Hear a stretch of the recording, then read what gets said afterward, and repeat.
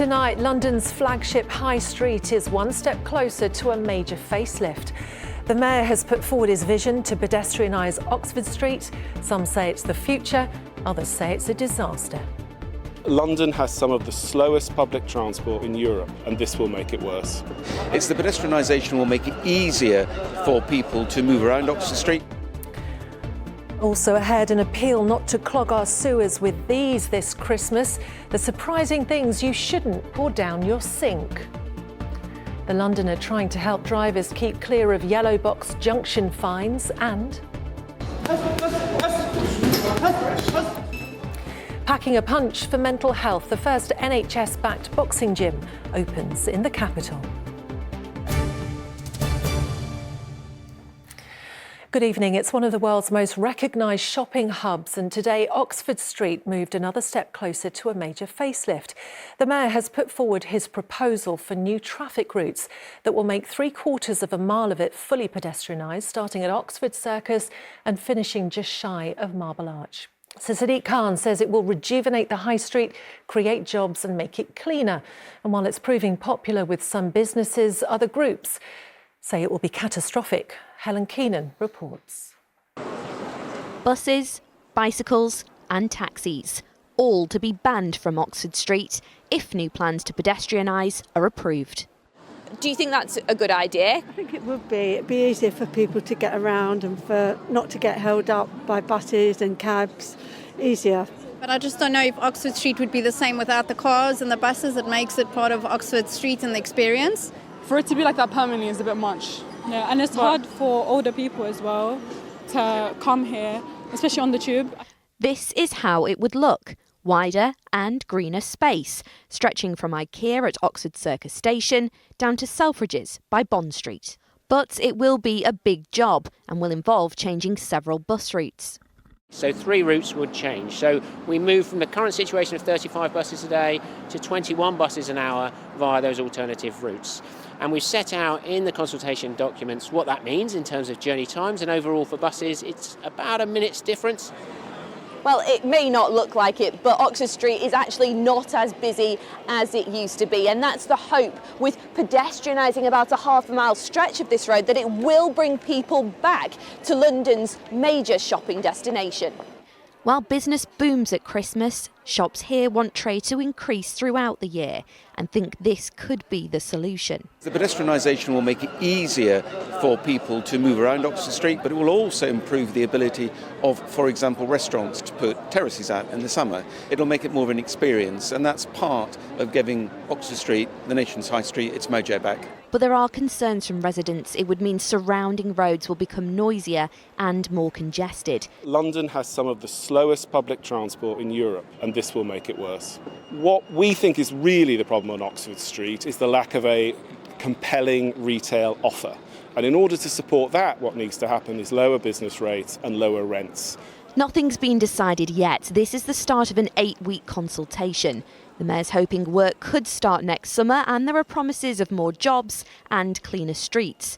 The question, though, is it actually the solution to rejuvenating the high street? Helen Keenan, ITV News.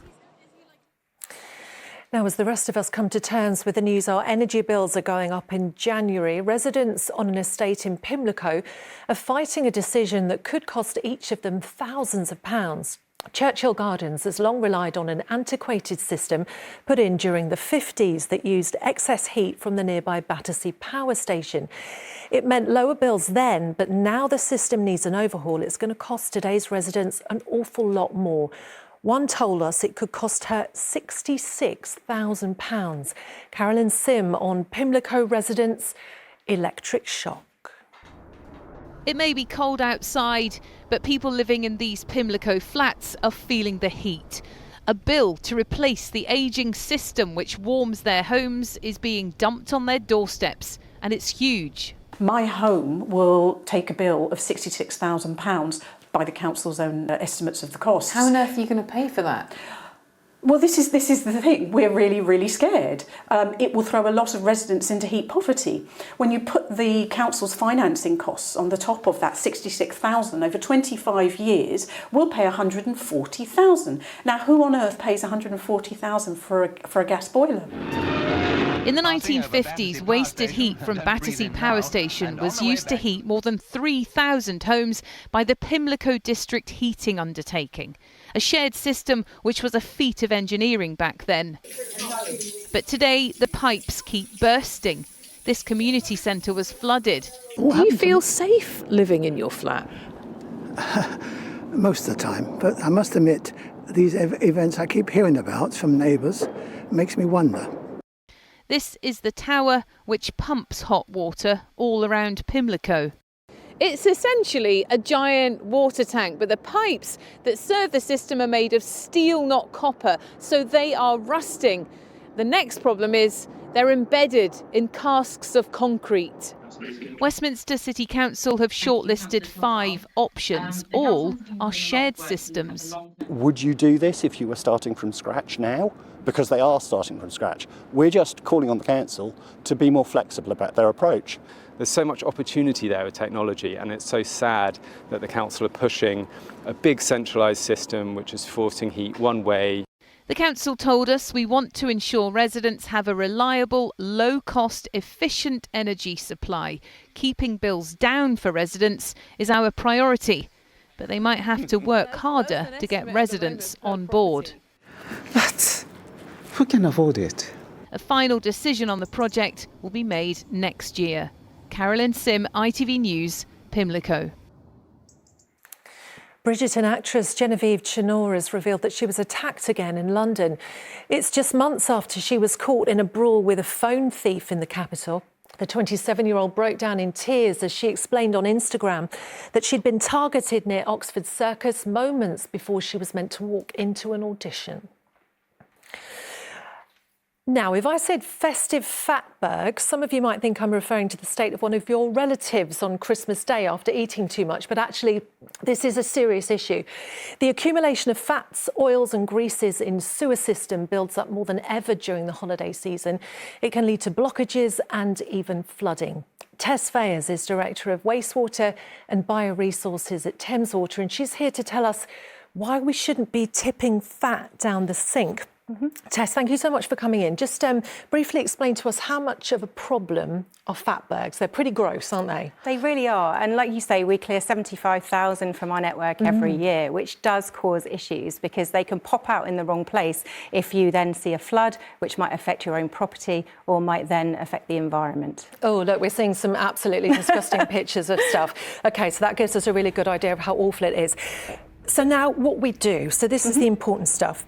Now, there is some confusion about what's OK to put down the sink, isn't there? And I have to admit, there's something I didn't know. You're not meant to put milk down the sink. Yeah, chugging milk down the sink is not a great idea because of just the high fat content, really. Yeah, and I think there is a lot of confusion. As you say, we have spoken to 2,500 customers who've told us a little bit about their flushing habits. And actually, as you say, you know, it's not really unknown that pouring gravy down the sink or maybe flushing wet wipes is a really, really bad thing to do for the sewer system because, as you quite rightly say, they clog up because most of our sewers are actually just the diameter of your mobile phone. And so actually it doesn't take much for a fatberg to form and then really cause a block within that sewer pipe. OK, so I didn't know about the milk and actually everyone I asked in the newsroom didn't know about the milk.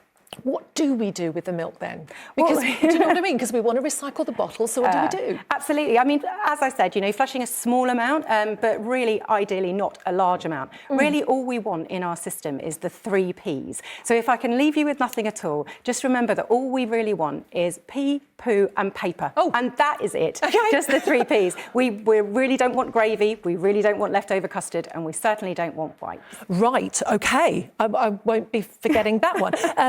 So in the bathroom, wet wipes are a problem, aren't they? And this has kind of become more of a problem because some of the packets the labelling's quite confusing. Yeah, it is confusing. And actually the survey told us that a quarter of the respondents actually had flushed a wipe. And actually half of the respondents told us that they had had problems with their sinks and toilets. And I guess that goes to show that actually, you know, there is confusion out there. Messaging that says flushable isn't entirely helpful. It is physically flushable, but actually when it gets into the system, bad things happen. Yes, OK. Listen, that was very useful stuff and it's very timely stuff as well. So, Tess Fayers, thank you very much. Thank you. Now, staying with the festive theme for a minute or two more, and there was a moment today when Trafalgar Square's annual gift from Norway of a Christmas tree looked to be in a little bit of jeopardy. A protest in Oslo held up the cutting ceremony, meaning that the gift that dates back to the war was briefly in doubt. Kath O'Patter is in Trafalgar Square for us tonight. Kath, what happened? Well, Yasmin, as you can see, Christmas is in full swing here at Trafalgar Square. The annual Christmas tree is not. Like you said, the ceremony that was held over in Oslo, a ceremony that's been going on for years and years and years, known as the felling of the fir tree, took place. Now, the only difference is this year things didn't go exactly as planned. Environmental campaigners, specifically a 60-year-old man, climbed the tree, whilst others laid out a banner with a very clear message about fossil fuels to Keir Starmer. Now, the Norwegian Prime Minister, she was present during all of this. She was also heard saying that she's never quite seen Christmas tree decorations like this one, taking the whole thing in jest. But for this campaign group, a branch, no pun intended, of Extinction Rebellion, it's no laughing matter.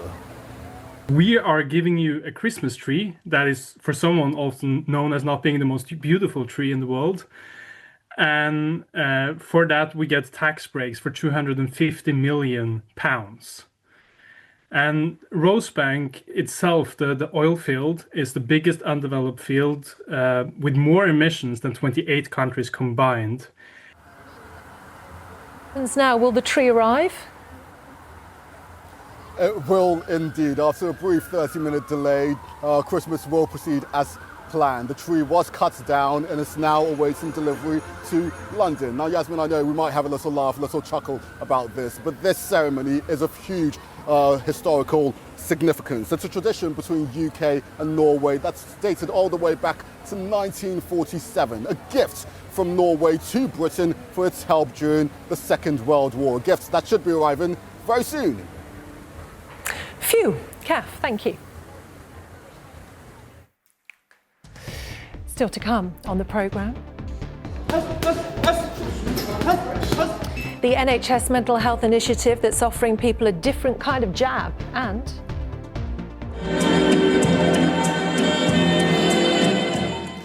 from London to the northwest, meet the local dancers heading to the Blackpool Ballroom. But first, 3 weeks ago, we reported on the Yellow Box Junction on Kingston Road, which is the most lucrative in the UK, generating over £450,000 in fines in the first 8 months of this year alone. Drivers are fined for entering unless their exit is clear, a rule that has been a source of confusion for many. So Rags Martell has been to meet the man who's campaigning to stop councils across London from fining people unjustly. Sam Wright from East London gets millions of views online as the motoring guru who highlights the challenges and discrepancies that yellow box junctions can bring. Getting trapped in a yellow box junction. Keep going, keep going, keep going! And fined £80. So I was driving back from the Red Imp Comedy Club, which I run. Never has there been a bus route that turns right up Markhouse Road. That's never happened in the 22 years that I've lived here. I was furious because it feels like a trap, and it feels like this camera deliberately went up in order to catch a lot of people. But after paying the £80, Susan discovered she wasn't alone. You drive through Waltham Forest in London, and just to make you aware that the council has helpfully installed a new yellow box camera. This is the so-called yellow box guru, a chartered traffic engineer who used to work for Transport for London and has now made it his life's work to fight against unjust fines. Now, the road ahead of the junction is normally free-flowing. A lot of other people get tickets in situations where they're not guilty and they pay up, and I thought that was very unfair. So this is an example of somebody I'm helping at the moment. The bus here is turning left in Walthamstow. Even bus drivers ask for his help. You can see here that he stops on the box, and I counted it that he stopped for 2, maximum 3 seconds. Sam Wright even measures the size of the yellow boxes and says they often don't serve a traffic purpose. So the council really should cut these parts of the boxes back or simply stop enforcing in those areas. The only purpose that it serves is making money. If you block the junction, you will be liable to a heavy fine. First introduced in London in the 1970s to keep traffic moving, Sam believes many councils are now too eager to fine motorists. This junction in Kingston has made £500,000 this year alone. You'll notice on the approach to this one. Back in Walthamstow, Sam shows us more issues with their design. He now has a petition to make them fairer. The first one I would like to see is a minimum time period of 10 seconds before someone is issued with a ticket. At the moment, I'm seeing people getting tickets for 1 second stopped in a box, which is quite unbelievable. No one's causing any congestion delays when they're stopped for 1 second. Previous research by Sam for the RAC found that 98% of the top earning yellow box junctions were oversized by up to 50%. 98% of the top 100 boxes in terms of ticket numbers are bigger than they need to be. Walthamstow didn't respond to our inquiries, but council say yellow boxes play an important traffic role. And with millions of views on social media, Sam keeps helping motorists find their way through the grid. Rex Martell, ITV News. Now, my next guest is preparing to take on one of the most emotional journeys of his life. The actor Charlie Quirk, son of the much-loved London actress Pauline Quirk, will trek across 5 counties and around 140 kilometres in 5 days next month in support of Alzheimer's Research UK. Pauline was, of course, diagnosed with dementia in 2021. Now, the route that Charlie will take is inspired by Pauline's life and legacy, starting in Chigwell, where Birds of a Feather was based. Well, don't be late home, because I've got you a nice fillet steak for your tea. You take your time, Daryl. I'll make sure your steak goes to a good home. My jewellery's already in hock.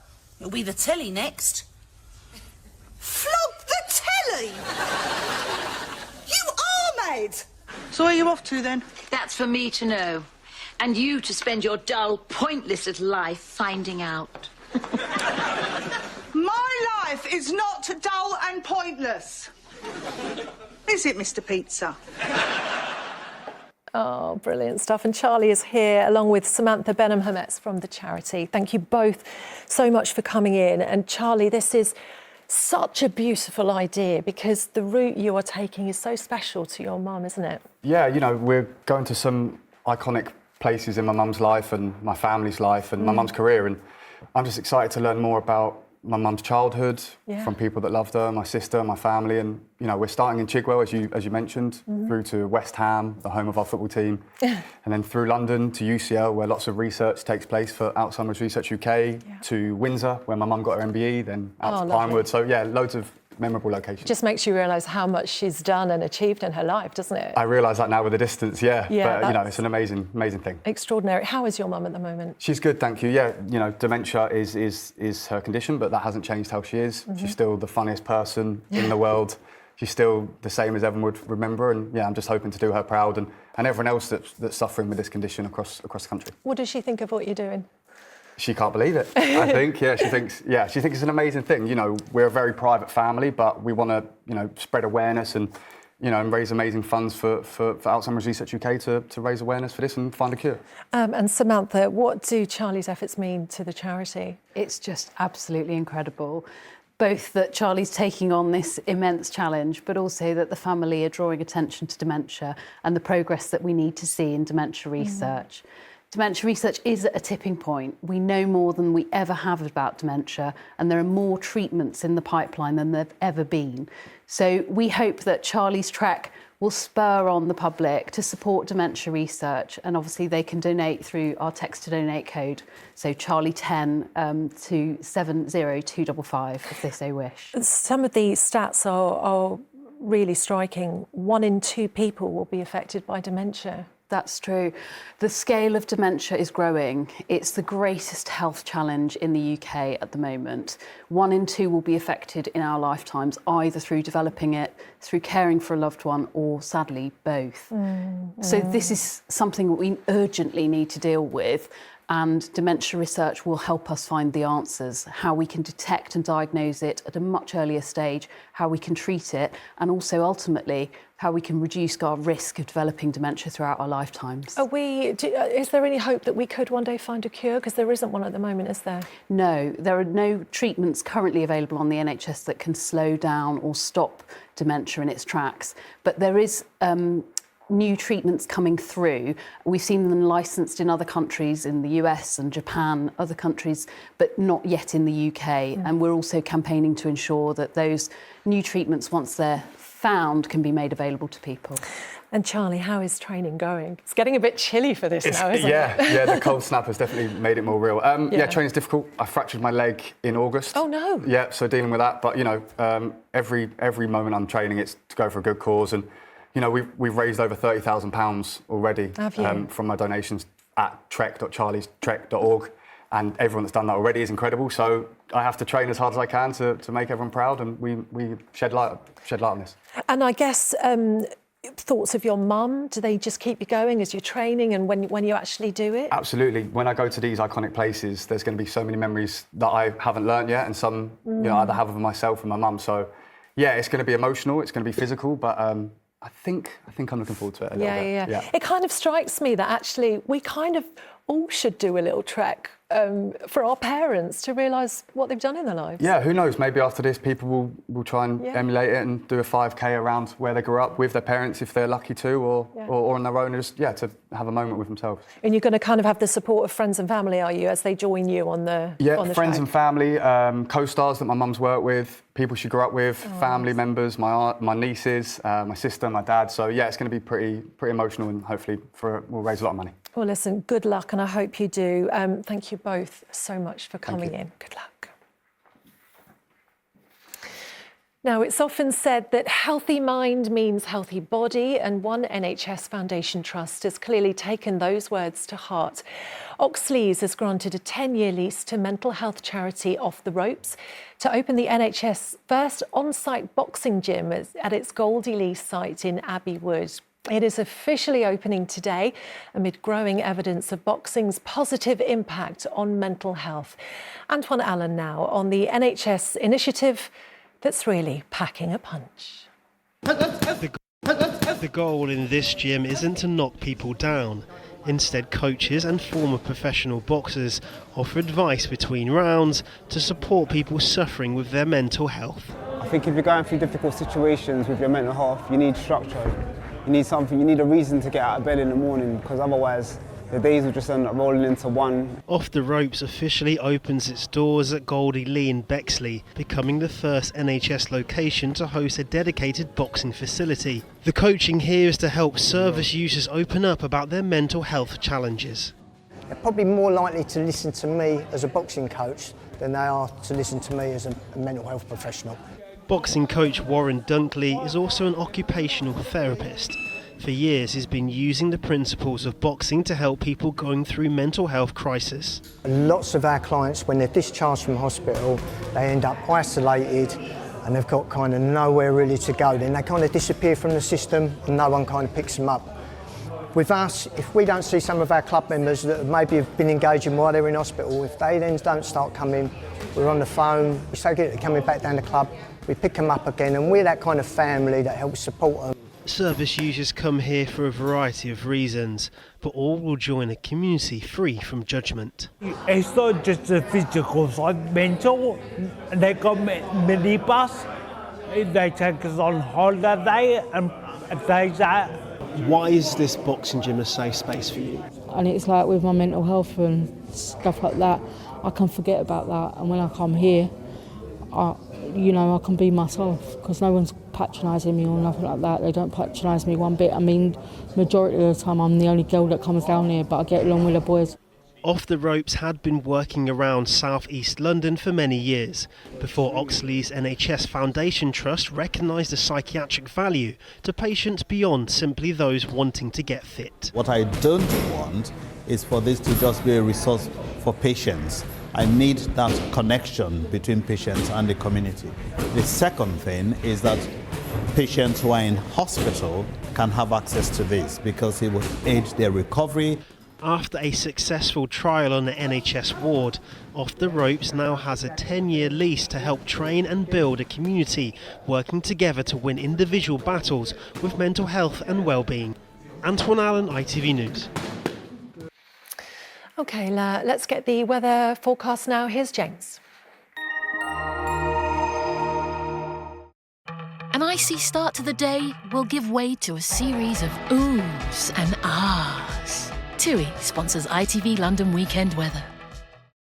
Hi there, good evening. A lovely end to the week. Lots of sunshine around. Yes, it was chilly, but at least we lost that nagging northerly breeze. Weekend though, a little more unsettled. We'll see some rain at times. And whilst it'll still be chilly, it won't quite be as cold as it has been. We've got some rain on the way for tomorrow.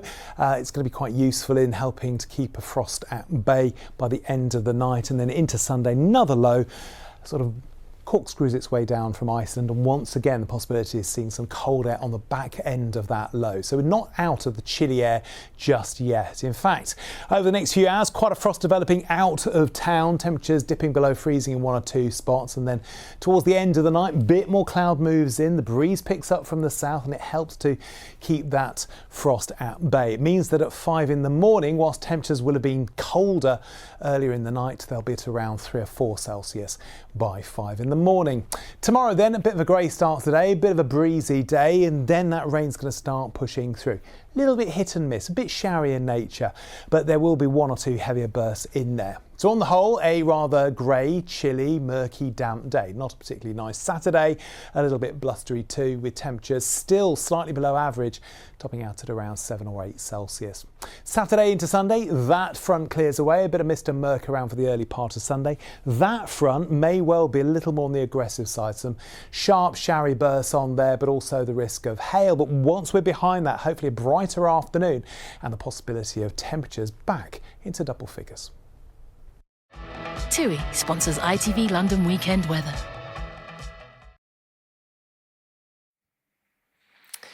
And it's a big weekend if you're into dancing, and couples from our region are among those to have travelled to Blackpool for the National Dance Championships.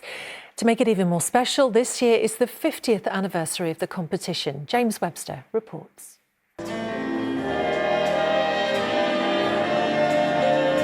In British dancing, it doesn't get much bigger than this. With 500 dances over 4 days, this is the National Dance Championships.